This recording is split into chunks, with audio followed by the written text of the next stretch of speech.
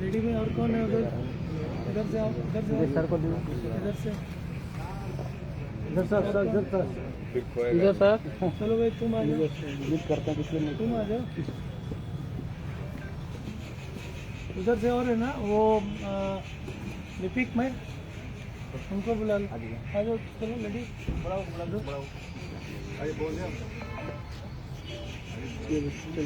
तुम दोनों लोग जो काम किए हो तुम दोनों लोग आओ अभी इधर। इसमें है कोई?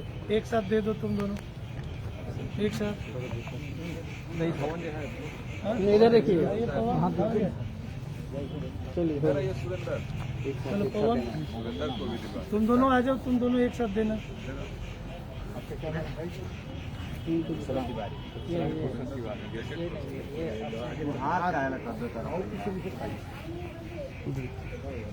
संभाल कर रखिएगा।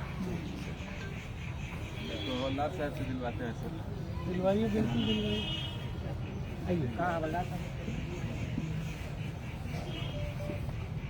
चलिए अब आप लोग मुस्कुराइए उधर। हम लोग आते हैं इधर, प्रेस ब्रीफ थोड़ा कर देते। और किसका जो बचा हुआ वो लोग भी हैं और उसको लेकिन देना तो सब। ये वाला भी दे दीजिएगा।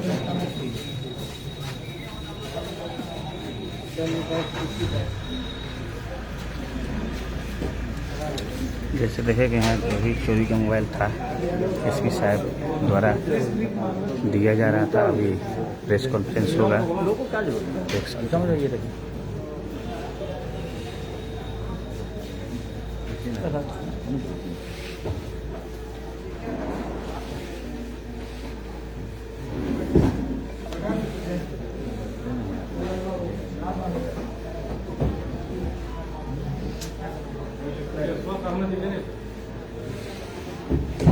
प्रेस ब्रीफ दो।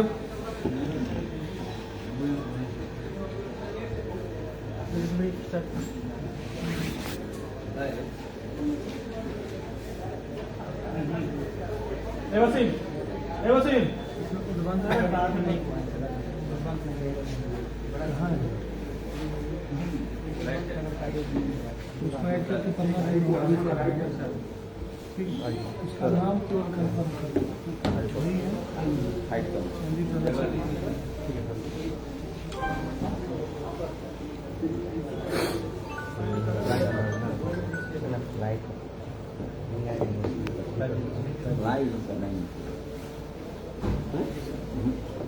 ब्रीफ कर दें? हाँ सर कर दीजिए। आज हम लोग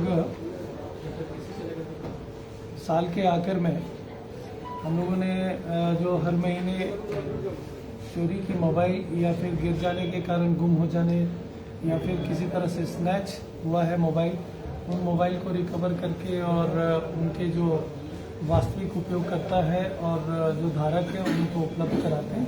तो आज हम लोगों ने पिछले एक महीने में 25 ऐसे मोबाइल को रिकवर किया और उसमें से आज 11 लोग जो उपस्थित थे उन सभी को यहाँ के पुलिस के टीम के द्वारा उनको सुपुर्द किया गया है। अब तक ये इस सीरीज में इस वर्ष में कुल 522 ऐसे मोबाइल की रिकवरी की गई और उन लोगों को सुपुर्द किया गया जो इसके वास्तविक धारक थे। इस पूरे घटनाक्रम में पुलिस के द्वारा जिनकी पहचान की जाती है, जो इसमें एंटी सोशल आते हैं, उनके विरुद्ध में फिर अलग से प्राथमिकी दर्ज करके और अगली कार्रवाई भी वैधानिक रूप से की जाती है।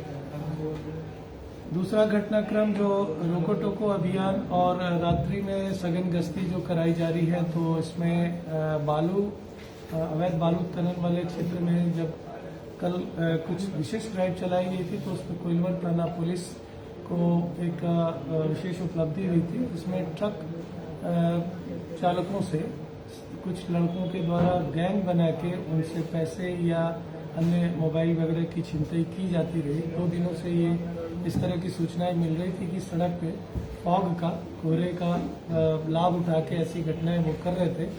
तो पुलिस टीम को कल सफलता मिली। 8-10 लोगों के साथ पुलिस का आमना सामना हुआ, जिसमें से 2 व्यक्तियों की गिरफ्तारी कर ली गई थी।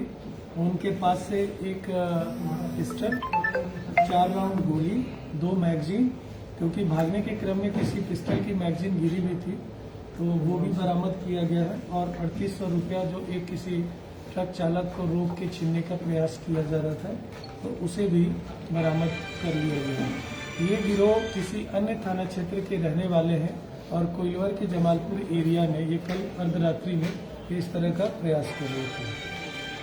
इसमें अन्य जो शामिल लोग थे उनकी भी शिनाख्त कर ली गई है और आने वाले वक्त में उनकी गिरफ्तारी की जाएगी। तीसरी जो महत्वपूर्ण घटना है वो बड़ारा थाना क्षेत्र में एक मंदिर में चोरी हुआ था। मंदिर का मुकुट से लेके अन्य जो पूजा की सामग्रियां हैं, जो धातु है, उन सभी की बरामदगी करके और एक इसमें पेशेवर जो चोर है करण सिंह नाम के व्यक्ति, उनकी गिरफ्तारी सुनिश्चित की गई है और इसमें कांड दर्ज करके अग्रतर कानूनी कार्रवाई इसमें भी प्रारंभ किया गया। चोरी के जो अदद है वो करीब 90% इसमें बरामद कर लिए गए हैं।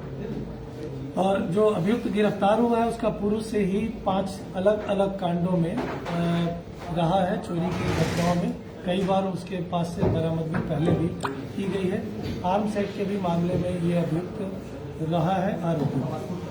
इसी प्रकार से बड़ारा थाना क्षेत्र में ही 3 दिन पहले उसका निरीक्षण भी किया गया था। उसी दौरान एक विशेष टास्क भी आ रहा था उसमें, ताकि पुलिस पे किए गए हमले या वैसे मामले जो कि गंभीर दंगा वगैरह के मामले हैं, उन मामले में भी एक प्रमुख अभियुक्त की गिरफ्तारी की गई थी ग्राम केशवपुर से, और उस केस में काफ़ी लंबे समय से वो गिरफ्तार चल रहे थे। इनके गिरफ्तारी के बाद से उस घटनाक्रम में और भी जो अज्ञात कुछ लोग थे उनकी भी शिनाख्त की गई है।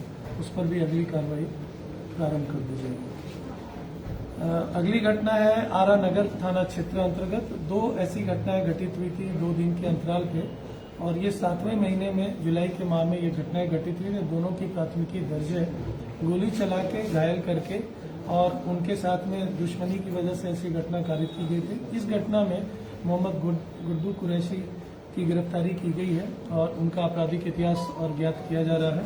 दोनों घटनाओं में इनकी तलाश थी और इनकी गिरफ्तारी को सुनिश्चित किया गया टास्क के तहत। इसके अतिरिक्त जो टॉप 10 मोस्ट वांटेड हमारे क्रिमिनल्स हैं, उनमें से विगत कुछ दिनों में 2 महत्वपूर्ण लोगों की गिरफ्तारी की गई थी और विशेष टीम और एक थाना के द्वारा एक और प्रयास किया गया जिसमें चांदी थाना क्षेत्र का रहने वाला गोलू, उसकी भी गिरफ्तारी कर ली गई है, जो यहाँ करीब 5 थाना क्षेत्रों में अलग अलग लूट की घटनाओं में वांछित रहा है।